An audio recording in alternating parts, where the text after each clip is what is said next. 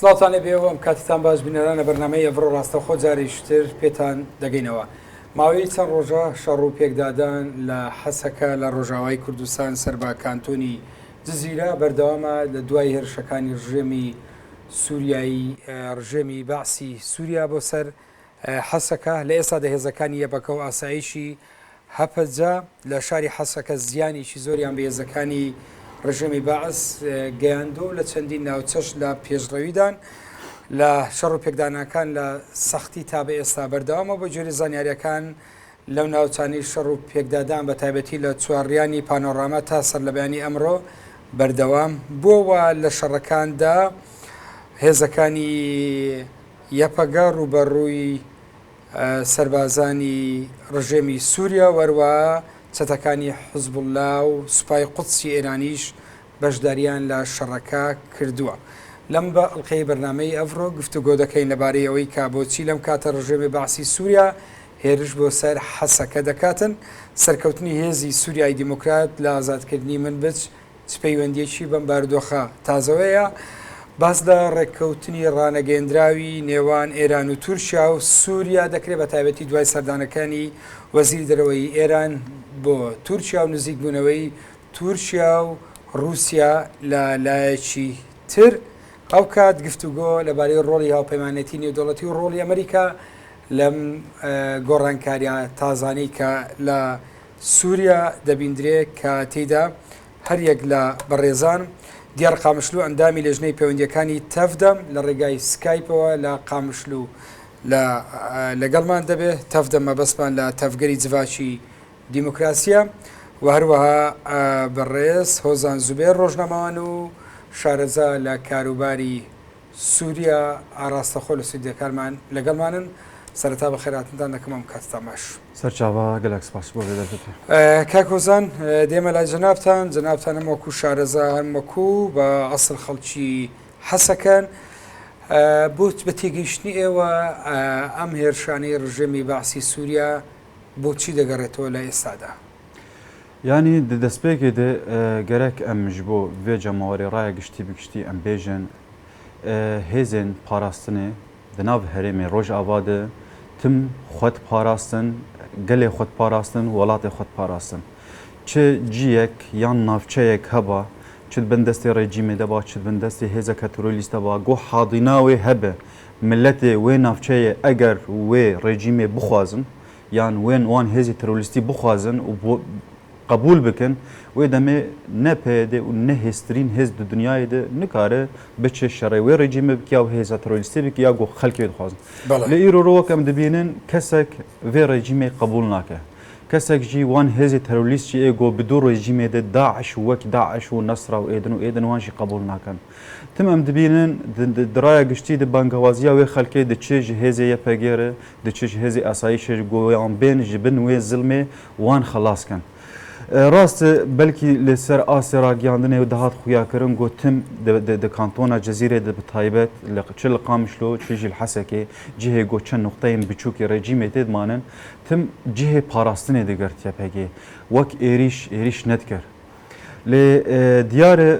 رژیم دیسا پشتاوی خرد بویه دخوازه دیسا د صلات خو فرض بکه دخوازه بیجه از همم دخوازه ل پیشیارا گشتی بیجه هینا از او رژیم دیکتاتوری بری من گو هر تشت بند دستم ده ل افجی تشتکی شاشه اف تصعیدا گو د وان چند روز داوید گو کر تعده بری هر کسی لهبونا خود که لهذا خود که یعنی رژیم جیه کی گو بشکل کی دموکراتی اگر ریزیک ببایا بشکل کی گو نرینا خلقی بخواستا ایرو اف خلق چت خوازه چه رژیم چه سیستم دخوازه ته و دخوازه دیسا د صلات خو فرض بک او فرض کردن د صلات نه قبول کردن نجبو یپگی نجبو اسایش جبو ملت بخوش نه قبول والله دغه مولات به تابعتی شر سلت سناوچیک بردوامه و رژیم توانیتی پێشرە چوون بکاتن دەگەڕێمەرات بەڵام دەچمە لای دیار قامشلو ئەندامی لێژنەی پەیوەندیەکانی تەفدەم کە لە ڕێگای سکایپەوە لە قامشلووە لەگەڵمانە کاک دیار سلااو لە جەنابتان دەمێنەوە پرسیارە دەست پێ بکەم لە کاتێکدا هەندێک لە هێزە با بڵێن هەندێک لە هێزە سیاسیەکان باسییان لەوە دەکرد کە لە نێوان پێدا بە شێوەیەکی گشتی باز لە جۆرێک لە پەیوەندی دەکرێت یان پێ دەبەوە تۆمەتبار دەکرا کە پەیوەندی لەگەڵ ڕژێم هەیە کەچی ئێستا شەڕی دەستەویەخە لەگەڵ ڕژێمی بەعسی سووریا چێ دەبیتن ئەمە یعنی چی ڕوودەدا لە ڕۆژاوای کوردستان لە حەسەکە لە کاتێکە ئێوە تۆمەتبارەکرێن لەم لاوە ئێستا شەڕێکی سەخت دەبیندرێ. بەڵێ سەڵاو حەقت بۆ پرسیارەکەت ئەوە یەکەم جار نینە هێزەکانی دڵنەخواز بۆ هێزەکانی لە دژی کورد ناخوازن کە کورد لە مانتیقا لە هەرێم سەر بکەون ئەوە دعایەتی تازە نییە ئێوە چەند ڕۆژەوە بە ساڵانە ئەو دیعایەت تێکردن ئێمە وەکو تەفگەری جڤاکی دیموقرات وەکو کوردی ڕۆژئاوا لە سەرەتادا ئێمە خەتمان دیار بوو کە خەتی سیەم لە ڕۆژئاوای کوردستان هەلمە بژارد چونکی لە سووریا واقعەکە بوو لە ڕۆژئاوای کوردستان واقعەکە بوو ئێمە لە قوناغێکی وامە ژیان کرد کە زۆر ئێریش لە سەرمە هەبوون و بە گشتیژی ملەتی کورد زوڵمی لە ڕۆژئاوای کوردستان دیتە و بە هەر شێوەیەکی بێماک و لە ڕۆژئاوای کوردستان بەتایبەت پشتی شۆرەشی ڕۆژئاوای کوردستان و شۆرەشی 12 تەمووز بۆ تێدەما توانی بوون بە ئەشکەرایی خەتی خۆسیام هەڵبژێرن هەر کەسی پرسیار کرد باشە ئەو قەتسیەمتەن چییە یاش بۆ ئێوە بە زەڵالی هەڵوەستی خۆت دیار ناکەن ئێوە لەگەڵ معارەزە نایە لەگەڵ ڕژئی من معنی ئەو خەتی سیەم چییە ئێمەژی لەبەر ئەوە بە ئەشکەرەیمان گوت ئێمە لە قوناغێکی وا دەژێن کە معارەضەی لە سووریا هەبوو اعتراف بە مافی کورد نەکرد اعتراف بە دۆزی کورد نەکرد و بە هەمان شێوە ڕژیمش بە هەوان شێوە نزیک بووە تەفگەری کورد تەفگەری ئازادی کورد شۆرەشی کورد ڕژیم بە یەکجاری اعتراف بە ئەو مەفانە کردیان ژبەر ئەوەمان گوت ئێمە ئەو دەستکەفتنانی لە ڕۆژئاوای کوردستان بە خوینی شەهیدا بە قەهرەمانتی گەلی ڕۆژئاوای کوردستان کە ئەمڕۆ ئەو سەرکەوتانە بەدەستکردن هاتنە بەدەستگرتن مەگۆ ئێمە ئەو سەرکەوتانە دەپارێزن لەسەر ئەساسی خەتی سیەم ئەو خەتی سیەمژی کە ئێمە لە هەر شوێنێک بێ ئێریشە کۆری لەسەر ئەو دەستکەوتانە دەبێت لە قیبەری جێشی ئازاد بێ ئێکام ڕۆبناوی و پۆزیسیۆن خۆتکێل ڕژیمی سووریا ئێمە ئەو دەستکەوتانە پارێزن دووەمژی مەگوت خەتمان هەیە ئەو خەتیمە هەیە ژیانی پێکۆژیان لەگەڵ هەموو پێکهاتەی ڕۆژئاوای کوردستان لەگەڵ هەموو پێکهاتەی سووریا وابەتە نمونەیەکی مەزنە ئەمڕۆ لە ڕۆژئاوای کوردستان لە بنسیی خۆسەری دیموقراتی کوردستان ئەو ڕێبەریەکە پێکهاتووە لە هەموو پێکهاتی ڕۆژئاوای کوردستان لە کوردەوە لە عەرەبەوە لە سریانەوە هەموو پێکەوە یەک ڕێبەری بەڕێوە دەبن ئەوە لاین سیاسی بەلایەنی عەسکەریش بڵێ کاک دیار بۆچی لە ئێستادا ئەمێرشە یعنی ڕژێمی سووریا هێرش دەکا بۆ سەر حەسەکە لە کاتێکە جەنابەت ئاماژە بۆ دەکەی ئێوە هێڵی سێمتان وەرگرتووە و سیاست و دنیابینی و ڕوانینێکی ڕوویایەکی خۆتان هەیە بۆچی لە ئێستا ئەمێرشە چێ دەبێ هەلبەتە ئیتر من خستم وەرم سەر ئەو خاڵە بۆ لەم کاتە ئەو کاتیژی کە ڕۆژئاوای کوردستان لە مانتیقەی دیرێک تا مانتیقەی تربەسپی تا مانتیقەی سەریکانی ئەو مانتیقانە کەتنە بەدەستی هێزی کوردی دا کەتنە بەدەستی یەپەکە و یەپەژەدا ئەو کاتی زۆر لایەن ئێمە واکردن ئیتیهامان کردن کە ئێمە لەو ڕژیم ئەتیفاق بووە وەکو ئەوە خۆیان بەحثکردین مەسەلێ تەسلیمکردن ئەو مانتیقانانە تەسلیمی کوردکردنە لە دومنی ئیتیفاقەکێدا بە سەدا جاری مەگوت ئێمە لە ناو ڕژیم شتێکی وانە نییە ئەو شتی هاتی ڕزگارکردن لە نەتیجێ هێزکردنی سیاسەتی کورد بوو نەتیجێ هێزکردنی لایەنی عەسکەری کورد بوو لایەنی عەسکەری کورد لە ڕۆژئاوای کوردستان بوو ئەمە مستەمر ئێمە زۆر گەلێک لایەنەوە حتى نە لە بەتەنیا لایەنی عەرەبی لاینی دژمنانی کورد وەکو تورکیادا وەکو ئێران ئێمە هاتنە ئەتیهامکردن بەداخەوە حتا زۆر لایەنی هەنێ کوردی ئێمە وا ئەتیهامکردن کە تەعامل لەگەڵ دەوڵەتی سووریا هەیە ئەوە گەلک جارە حتا ئەمڕۆ هێزی ئەتیلاف کەمە بەناو مەسەرەن ئەوان ڕەنگێکیش ڕەنگا بڕیاری دەوڵەتی سووریا پێکتێنن بە سەدا جارە مەگوت ئەو شتی هەنێ دوور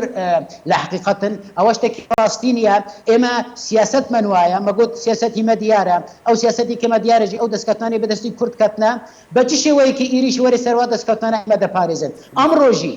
ئەگەر ئەو ریشانە تێکردن ئەواتە ئەشکەرە واتە ئەشکەرە ئەمڕۆ لە حەسەکێ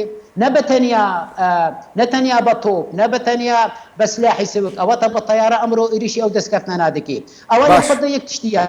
بوش لم كاتوا او ايريشانا لسر دسكفتني كرد او دمكا او تقريبا حفتي وشاروجا حملي رزقان كردني شاري من بج بسر فرشتي بناوي حملي شهيد فيصل ابو ليلى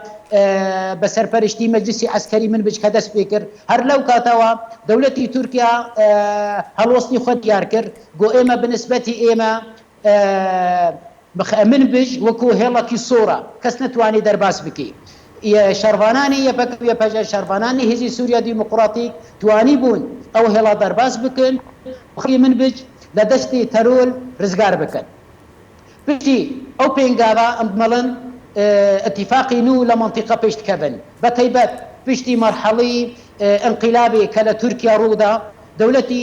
تركيا باشكراي قوت اما غرب قوتي غرب دولتي امريكا لقلما بوفاتي كر بوفاتي يعني كرشكر يارمتي يكناين باراستني قال كر يارمتي هيزين سوريا ديمقراطي ورزقار كردني من بجل برابر داعش لسر او اساسا شي كرن اتفاق نو لبنطقه بيشكستن لقال روسيا لقال ايران ولا باشكراتي لقال سوريا دقر مولات هفال ديار بو بابلين تيجيشني زياتر لمباريوا وبتهايبه دوي اصاده بيدري لروجاوي كردستان لمن بيت وتناند لناو حسكه برامبر بهزكاني بعث هزكاني بابلين كورد يعني هزكاني پێدا پێشڕەوی زۆریان کردووە لە ڕووی عسکەریەوە لە ڕووی سەربازیەوە پرسیارەوەیە ئەم سەرکەوتنانەی لە ڕووی سەربازیەوە با بڵێن هاتۆتە پێش بە هەمان شێوە دەتوانێت لە ڕووی سیاسیشەوە سەرکەوتن بێتە دی و ئەو هاوپەیمانێتە تازانی ئێستا هەیە تا چەند کاریگەری سلبی دەبێت لەسەر ئەزمموی ڕۆژاوای کوردستان و ڕۆژاوای کوردستان چ ڕوانینێکی هەیە بۆ ئەو معادلە تازانی کە ئێستا چێ دەبێت دەگەڕێم وڵات بە وەڵامی پرسیارە پێشتر پرسیاریشترم لە کاک هۆزان کردبوو لەبارەی دوا گۆڕانکاریەکان بە تایبەتی ئێستا هێرشەکان لە حەسەکە بۆ سەرچە ناوچەیەکە و تاخێک بەدەست شەڕوانان وەیە و تاخێشتر بەدەست هێزەکانی ڕژێمەوە ینی وەک ڕۆژنەماوان ئەلێدایکە لە باشوورم کاری خۆ بکەین وەک چاودێر بگشتی زانیارین تێژمەرە پەیوەندیمە لەگەڵ ڕۆژاوا چێ دەبن چخواسی خەت و هێل و تەلیفۆن و پەیوەندیژی چخواسی کێمژی لێ بەلێ هەندێک زانیاری هەری بێ ئێواری گەشتن دەستێمە تاخێ نەشوە نەها هەماتکارە بێژە ژ سەدی نوێتەوێت دەستێ یەکنیان پاراستنێ گەلدەیە نەها شەر لە تاخێن باشووری حەسەکەیە دەمان بێژن شاخێن باشووری حەسەکەیە ڕاستە وەک پێکهاتە پێکهاتەیەکی عەرەب تێدەیە نایەوێ واتەی گو ئەو پێکهاتە عینەن ڕێجیمژی زاتن ئەو پێکهاتەی عەرەب خۆشی دەبن قوربانیت ئەو خەلکن سیڤیلی دەبن قوربانیە تۆبارانکردنا ڕێجیمێ تاخە گولان تاخە زهور بعەرەبی بناو دەکەن تاخێ غوێران ئەو ناوبەرە تاخە نەشوە و غێران دە شەروپێکدان لێدەکی هەیە بەڕاستیژی ئەم بێژن ئەو تاخ پێشتر حاضینەیەک بووش بۆ داعش یەکینەیە پاراستنێ گەل دەمەکێدە داعش ژوێ هەرێمێژی دەرخستن لێ ڕێجیم خۆبێدەنگ کرد خۆسس کرد چەند هەرێما دوێ دەکێت خۆبێدەنگما وەک شێوازێ گۆ خۆ بپارێزی زێدەتر گاوا نابێژێ دوان دەمێ داویدە وەک مگوت دخواست دیسا دەسەڵاتە خۆفەرد بکە یەپەگەژی وەک ئەرکێ پاراستنا ڤیگەلی ئاساییژی عین وەک ئەرکێ پاراستنا ڤیگەلی نەچار بوو ئەوژ خۆ بپارێزێت تە هەوڵدانێکی ئاسایش یەپەگە حتانەها نەسەر ئاسی ڕاگەاندن گوانجی بەحس نەکردیە تنەیە گۆ بچن بە زۆرا وێ خەڵکێ تێخم من دەستی خۆدێ و کۆنتترۆل بکەن سەدی سات بانگەوازیەک هەیژە ملەت بەڵێ ژمارەی خەڵک کە لە حەسەکە بێ و پێکاتی دانیشتوان لەمابینی کورد و عەرەب و پێکاتەکانی تر چۆنە ینی حەسەکێ پارێزگەیە بڕاستی سەر ئاسێ سووریا گۆدەهات ناسکردن پارێزگەیە وێ دەمێ قامشلۆ دەربێسێ هەموو دێوانە تەف گرێدایی پارێزگا حەسەکێ بوون دەبێ گۆ وەک ژمارێ نێزیکی ژمارێ خەلکێ قامشلۆ بژی لێبەرێ پێکهاتەیەوێ فەرق و جیوازی هەیە عەرەب تێدەنن مەسەلەن دکارن بێژن سەدی سی سەدی ده پازدە سوریان ئاشووری ئەوێ دنجی پرانیە خۆ کوردن ینی تاخێن کوردی هاتی وەک زنجیرێکە درێژی عەزیزیە دەست پێ دەکێ جعزیە دەست پێ دەکە حتا گۆدەگی عالیە ڕۆژئاوای حەسەکەی دەگێ کەلاسێ و ناوچەیە ناسرا ئەو ئەوەرێن تف كرد براسي يعني ام دكارن دمان بيجن حسكه يعني برانيا كردي باش كاك هوزان يعني بوني هزكاني رژیم لكي وهزكاني رژیم لوي بونيان هيا وبوتشي اوان بونيان هيا يعني ريجيم هذا خب بلافرا خردك يعني وك هبونا هزن بري تنيا جبر ويجي بلافر لقاندن دما ديد جوزورا وي دي شو نما دكاره تشتكي بك نم گوت دیار پشتاوی چه بو باوری پیچه بو پشتیوان هفکرنی نو دولتی نبرا ایران و روسیا و ترکیه ده دما گودی گو پشتاوی خورد بو به باوری گاوین د سالاداری آوید و هاد گیا وید آستا گو بالافرا جی بلقین جارا یکمین گو بالافری اسمانی جی بلقینه لسر سوریا و چند جیا تو باران بکه یعنی اما سر آستی عرده هزک رژیم نینه کاکوزان دەگەڕێمەوە لە ئێستا کورد و کانتۆنەکانی ڕۆژاوای کوردستان لە مابینی ئەو هاوپەیمانەتە جیاوازانەیە لە ئاستی دنیا هاوپەیمانەتێک بە سەرۆکایەتی رووسیا لەلایەکی تر و هاوپەیمانەتێک بە سەرۆکایەتی ئەمریکا لەم مابینە کورد پێگەی کورد چییە لەم دۆخەی ئێستا و ئایا ئێستا مؤشری هاوپەیمانەتی تازە تەحالوفی تازە هەیە لە مابینی رووسیا و تورکیا و هەروەها سووریا دەگەڕێمەوەات بە وەڵامی پرسیارە بەڵام پێشتر ویست دەمەوێت لەسەر هەمان تەوەر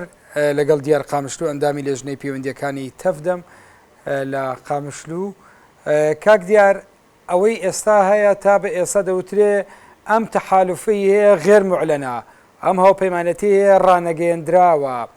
و ئێوە یعنی هیچ زانیاریەکتان هەیە و هیچ هاوپەیمانەتی تازە تەحالوفی تازە چێ بووە لە مابینی ڕژێمی سووریا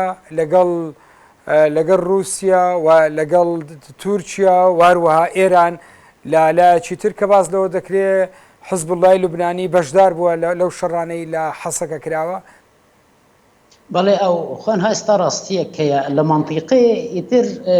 جەبهەیان هاتنە دروستکردن جبهه لانی ریزام دەگرێت یعنی ئەوە والێ هاتیە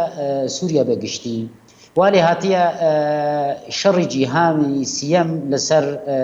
خاکی سووریا تێوەڕێوە برن سیراعەکی ناودەوڵەتی بەگشتی لەسەر سووریا تێکردن سیراعەکی هەریمەی تێکردن یعنی جگە لە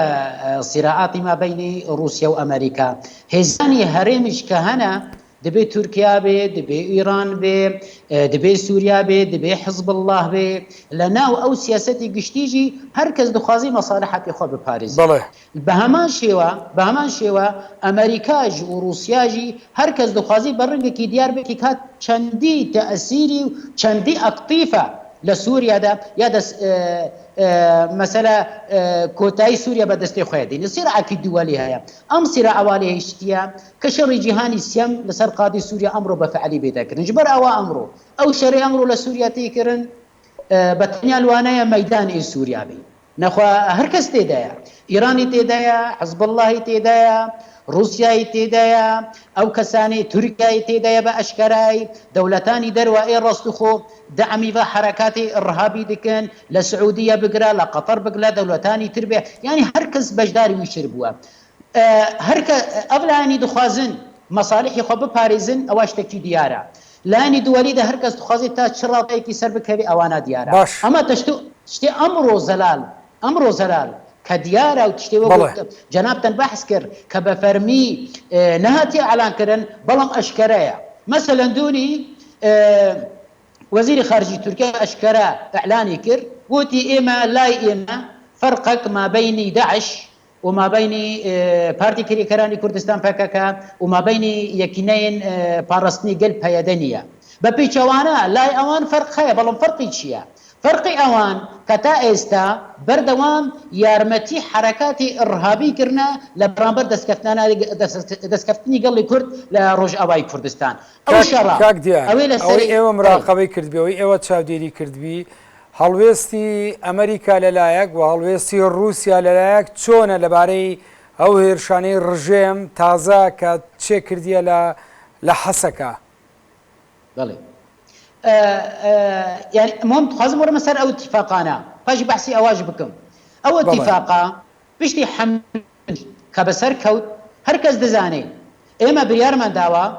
مشروع روج اواي كردستان بسر بريشتي مكوني كرد كحميم كوناتي روج اواج تيدا لناوجي خد قرن بعرب وبسريانة وتركمان وشيشان حملنا وبيكاتيا جوني خد قرن هم لا سياسي هم لا عسكري ومشروع كي مجبو شارع سركرني برسيبو لسر اساسي بروجي فدرالي ديمقراطي وكو بيش تاجي بحث مكر لسرتا دولتي تركيا وقود جو اما بوما من بش خطكي صورة يعني كرد نابي لو بري آضي تيبرن باشي كرد تيبرين اوانا دوني باشكراي دي ديار كر وتي اما قبولنا كن كرد لا كوباني لمن بج بتوانا بن بقنا عفرين بقوانا بقنا لسر بحر ولسر او اساسا جيتوانا بن او ستمي مشروع خوي فدرالي اعلام بكن لسر او اساسا جاري تردو بارا بيوندي خوا لقال روسيا شبو هناك استفاده اللي ببيني لقال ايران شوفوا روسيا امره باشكراتي مثلا دقرموا سر اويكا ايا روسيا پێشتر بە بەردەوام تاچیدی لەوە دەکردەوە دەبی پێدا بەشدار بێ لە جڤینەکانی جنێف و پاڵپشتی لە کانتۆنەکان دەکرد و نوێنەری کانتۆنەکان لە رووسیا هەیە. پێ دوایە رووسیا دەتوانێت کاریگەری لە تورکیا بکە بۆی هەڵوێستی بگەڕێ بەرامبەر بە ڕۆژاوای کوردستان، یعنی هەڵوێستی ئیجابی بێ، یان بە پێچەوانەی ئەوە تورکیا دەتوانێت کاریگەری سلبی لە سووریا لە رووسیا بکە بۆی هەڵوێستی پاڵپشتی بۆ کانتۆنەکان نەبێ. دەگەڕێمەوە بە وەڵامی ئەو پرسیار، بەڵام پێشتر پرسیارێشترم لە کاکۆزان کردبوو لەبارەی پێگەی کورد لەم معادلە تازانەی هەیە. پێ دوایە کە یان بە زۆریشتر پرسیارەکە بکەم لەو سەرکەوتنانی کە کورد لە ڕووی عەسکەریەوە جێبەجێیەکە، پێتان وایە لە ڕووی سیاسیشەوە بتوانێت سەرکەوتوو بێ؟ يعني اگر ام بحث معادله نها بكن دفي ام بيچكي معادله جو دسبيك شر سوريا بكورتي ام بيجن يعني مديد جو روسيا شخوا ديار باراستنا ريجيما اسدك جمله كي درجي ايران و هيزن جريداي وك حزب الله او جي باراستنا ريجيم دك جمله كي قوم بين تركيا السعوديه دوله الخليج باراستن واليكاريا وان هيزن توندرو دك بداعش وبنصره واحرار الشام وايدن يعني راستيجي الشر يقول سوريا رود ده شركة جهانية كدنافا رجلاتا نافين ده لتفي جو أتشتى جو يعني مداخلة فان دولة الدنيا دنافا في سوريا ده كسا كي جو تبيج بروجيه كديمقراطي دنافا سوريا ده بيش بخ تنبو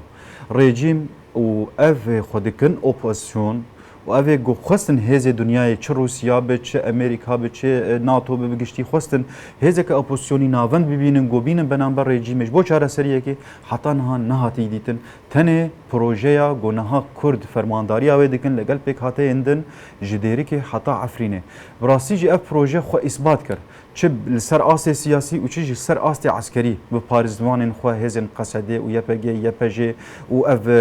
انجمن لشگری گوتی راگهاندن من بیج باب خو لسر رای عرضه اثبات کرد هزا هری اکتیو دیجی تروری اونها هاجتی خویا کرن عینا دیجی دسالات رژیمه یعنی جبو وان هزا جبو وان هزا چه سر آست سیاسی ما گوتی عسکری نه رژیم نه داعش جبو هم فرق ناکه تم ارکی خو اركيوان باراستنه لغوري في معادله يعني استخمين دكم هزي كردي حطانها بقشتي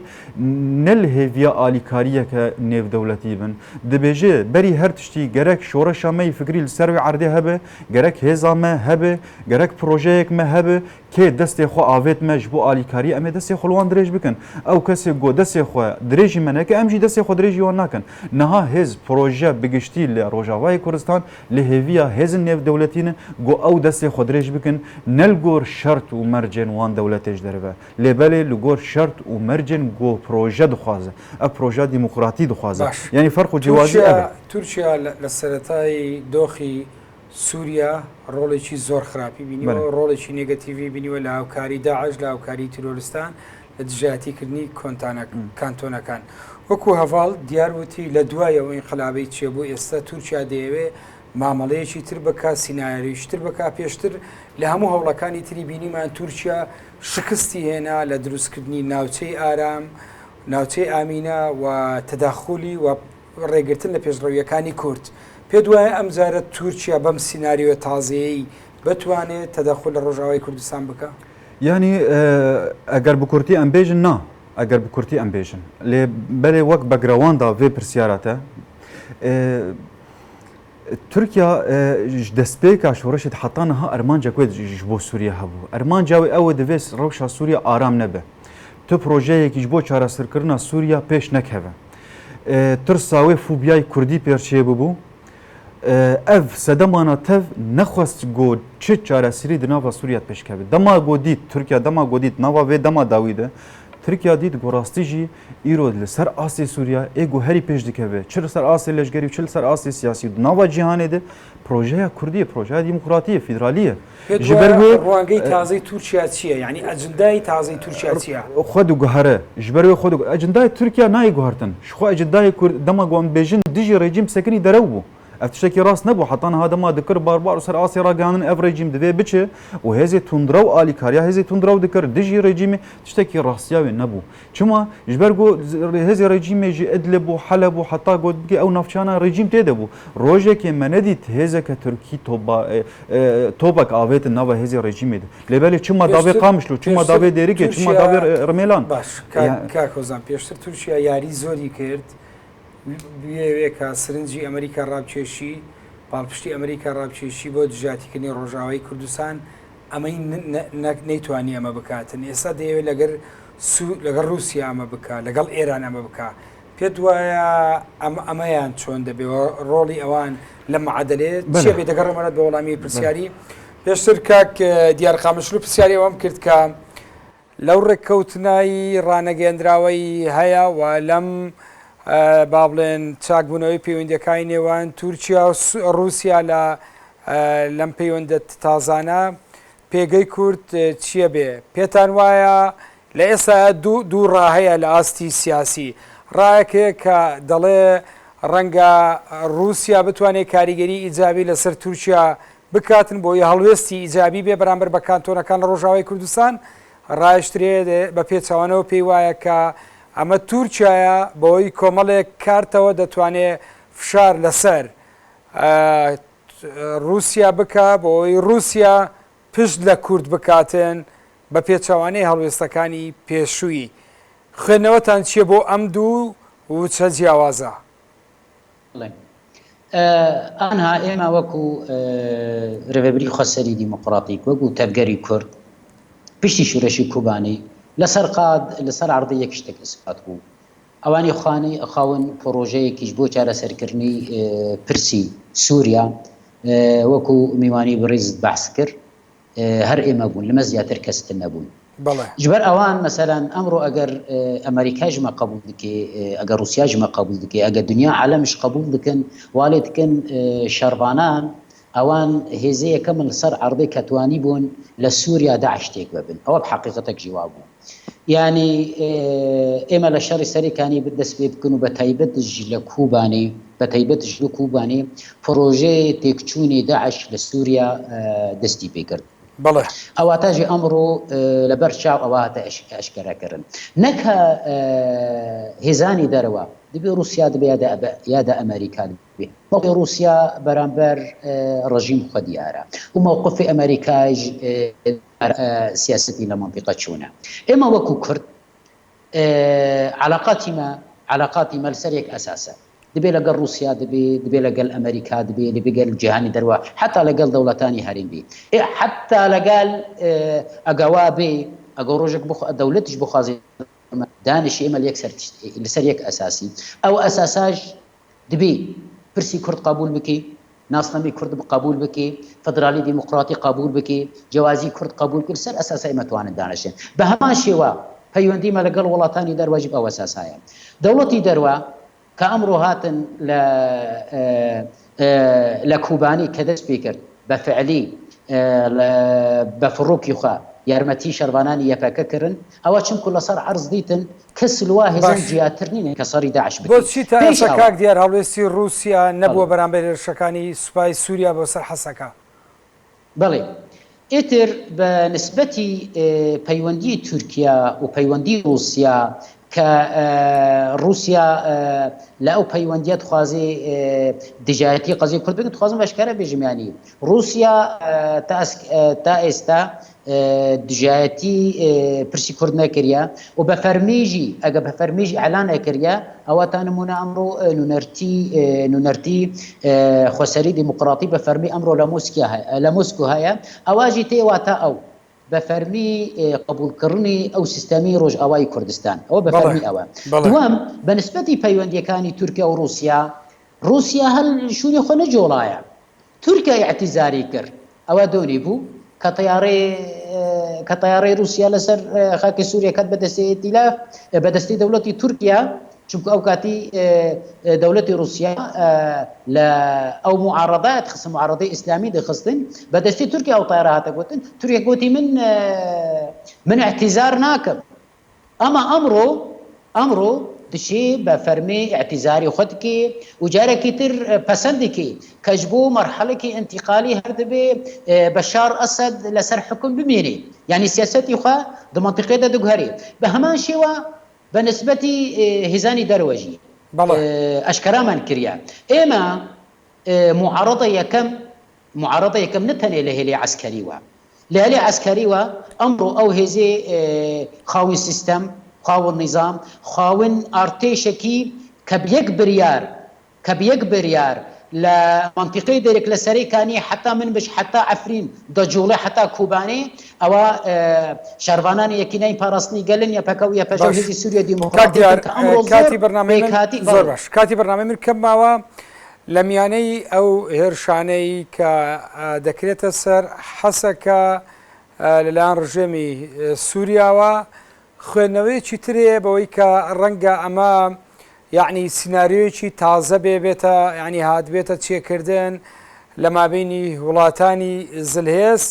لە ڕۆژئاوای کوردستان و تەنانەت ئەم هێرشانە لە باشووری کوردستانیش بێتە چێکردن بە تایبەتی دوای شەڕی مووسڵ و ئەمە جۆرێک بێت لە یعنی پلانێکی نێودەوڵەتی ئایا کورد لە ئێستادا لەم گۆڕانکارانەی لە ڕۆژهەڵاتی ناوەڕاست دێتە چێکردن کورد هەر چوار پارچە بە شێوەیەکی گشتی وشیارە بەرامبەر ئەم گۆڕانکاریە کاری هەماهەنگی و بێکەوەی هەیە بۆ بەرەنگاربوونەوە و تەحەدیە تازانی کە دێتە پێش دەگەڕێمە وڵات بۆ وەڵامی ئەو پرسیارە پێشتر پرسیارێشترم لە کاک هۆزان کردبوو لەبارەی ئەوەی کە تورکیا سەرکەوتوو نەبوو بۆی بتوانێت رووسیا ڕابکێشێتە ئەمریکا ڕابکێشێتە ناو پلانەکانی خۆی بۆ پاڵپشتیکردنی لەگەڵ بۆ دژاتیکردنی کانتۆنەکانی ڕۆژاوای کوردستان دوای ئەم ڕێککەوتنە تازەی لەگەڵ رووسیا پێ دوایە تورکیا بتوانێت شتێکی دەستکەوێت دەستپێکی تورکیا چما نکاری بوو تورکیا چما نکاری بوو گۆ جیهانی دژی پەیدێ بسەکردین دژی تەودەم بسەکردین دژی وان هێزن لەشگەری بسەکردینە ji ber got ew hêz bixwe tu behane ji bona dunyayê neheşt bê behane bû ku hêzek bê mudaxele wê rewşê bike bê mudaxela wan hêzana bike goriyekê ji bo wan bigire çêna bû hûn zêde pêş bikevin ya hûn kê pêş dikin yek ji ber got projeyan dîmokratî di do jî ji ber got xwe bi xelkê dane qebûl kirin xelkê herêmê anha ser beşê pirsiyara tê dwemîn Tirkiya ji xwe yanî me dît di ermanciyê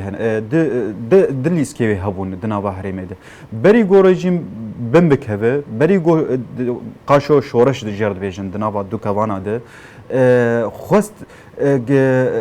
nîzîkayetiyekê lê gel Beşar el-Esed bike û me dît çawa pêşwaziya hevdû dikirin ji bona tenê gokaribe Kurdan bin dest bike û bêmav bike piştî got fîşekayeke mîn ya got şoreş got qaşo şoreş dest pê kir yek ser 180 derece hate guhertin û berê xwe da hêzin tundrew alîkarî kir ji bona qaşo dijî nîzam dijî wê rejîmê şer bikin lê ermanca wê serekî Tirkiya ji vê yekê tenê got Kurd bê destkeftî bimînin dema got Kurd Tirkiya feşel anî û nikarî bû van hêzana me sedemê ji ter behs kirin çima nikarî bû jî nikarî bû pêşkeftina projeya Kurdî bisekinîne neçar dibe got kaxetê xwe teva bişewitîne çi kaxetê di destê Tirkiya de hebin li gel çi peywendiyê çi dewletekî وڵاتە کارتانەی ئێستا بەدەستێتی دەتوانێت رووسیا قەنەعەت پێ بکە ئەجندای تورکی بچێتە پاڵپشت باوەڕ ناکەم tu kartek nihati destê Tirkiya nemaye bige derece astê got xwe bifrojî êdî Tirkiya nemakar wê proje bisekînîne bixwaze got Sûriya bike Sûriyeke pêştir Kurda dîsa bin dest bike nema dikare îro raya giştî di dunyayê teva dijî ji Sînê heta Amerîka halatî tev dizanin got Kurd çi kar û xebat û çi şer dijî van hêzê terorîstî kiriye Tirkiya zehmetê her mehala got karibe vê proje bisekîne کاتی من زۆر کەمە دوا پرسیار هەواڵ دیار قامشل و زۆر لە ماوەیەکی زۆر کورت جۆرێ لە تێگەیشتن و تەسەوەڕەیە کە ئەمە جۆرێک بێ لە یعنی موامەرەیەکی نێودەوڵەتی بە شێوەیەکی گشتی لە کورد بێتە چێکردن بە تایبەتی لە میانێم گۆڕانکاریانەی ڕۆژهەڵاتی ناوین دێتە چێکردن وە کورد بە شێوەیەکی گشتی خاوەن پرۆژەیەکی یعنی ڕوئایەکی نزیکی هەیە و بەیەکەوە کارکردن هەیە بۆ خوێندنەوە و کاری هەمانجی بۆ ڕوبەڕووبوونەوە و تەحەدیانەی کە ڕەنگە بێتە پێشتکە لە ماوەیەکی زۆر کورت. ئەمڕۆ هێزی جیهانی هەمیان زانن کورد نەنە بە تەنیا لە ڕۆژئاوای کوردستان لە ڕۆژهەڵاتی کوردستان لە باکووری کوردستان لە باژووری کوردستانن ئەوانی سەرپەرشتیە پرۆژەی دیموکراتی لە مانتیقا بکەن و حتا پرسی کورد لە هەر شارپەرشی کوردستانیش نێتە چارەسەرکردن و دەوڵەتانە دیموکرات نابن. دخوازم یەک شتێ ئیشارەت پێ بدەم. ئەمڕۆ دەوڵەتی تورکیا، ئێران، سووریا ئەوان زۆر لە وەزعێکی لاوازدەنە. ئەو ئەتیفاقانی پێش دەکەون لەسەر ئەساسی سەرکەوتنی گەڵی کورد پێش دەکەون چونکە تازە گەڵی کورد سەرکەوت تازە شوندە نەگەر تازە سەرکات جارێکی تردووبارە گەڕێنەوە کە گەڕێنەوە ئەتیفاقی خۆیان پێش دخن ئەو دەوڵەتانی کە کوردستان داگیرکردە مەترسیەکیان هەیە ئەو مەترسیەژی کە ئێرادێکی کوردی بێتە ئاواکردن. ئەمڕۆ ئەو دەوڵەتانە ئەنمونە بژن تورکیا ئەمڕۆ دڵێ من ناخوازم ئێرادێکی کوردی لە ڕۆژئاوای کوردستان بێتە ئامادەکردن بۆ ئەمەتوان پرسیار بکەن. ئەو دەوڵەتی تورکیا ئەمڕۆ بە فەرمی ئێرادەی کورد لە باشووری کوردستان بە فەرمی قبولیان کردە ئێمە دەبێ وەکو کورد لە بیرمان نەچێ. دەوڵەتی تورکیا دەبێ لە بێرو بێ ناچێ. ئەو کاتی گوتی کە دەوڵەتێکی کوردی لە ئەرجاتیش دەبێتە ئاواکردن ئێمە لە دژیمە. ئەمڕۆ ئەو دەوڵەتانە کە ئەو پشتکەوتنا دروست دەکەن ئەندامی لێژنەکەیەکانی تەفدەم گەلک سوپاس ببوورە کاتی من خلاص بوو. تەفدەم ئەندامی لێژنەی پەیوەندیەکانی تەفدەم واتە تەفگەری جڤاچی دیموکراسی کە لە قامشلەوە لەگەڵمان بووی گەلک سوپاس و سوپاس بۆ هەواڵانی ئێوە بۆ چێکردنیوی گفتوگۆ و سوپاس بۆ بەڕێز هۆزان زوبێر ڕۆژنامەوان و شارەزا لە کاروباری سووریا گەلک سوپاس بۆ جەناویشتان. بینەران هاتیە کۆتایینا بە مەڵقەی بەرنامەی ئەڤڕۆ کە تێدا گفتوگۆمان لەبارەی هێرشی هێزەکانی ڕژێمی باعسی سووریا لە حەسەکە کرد تاڵقەی شتری بەرنامەی ئەڤڕۆ لە بەیانی پێتان دەگەینەوە. کاتێکی خۆش بۆ هەموو لایەک سوپاس بە ئەوڕانم لە ستۆدیۆ کۆنتڕۆڵ.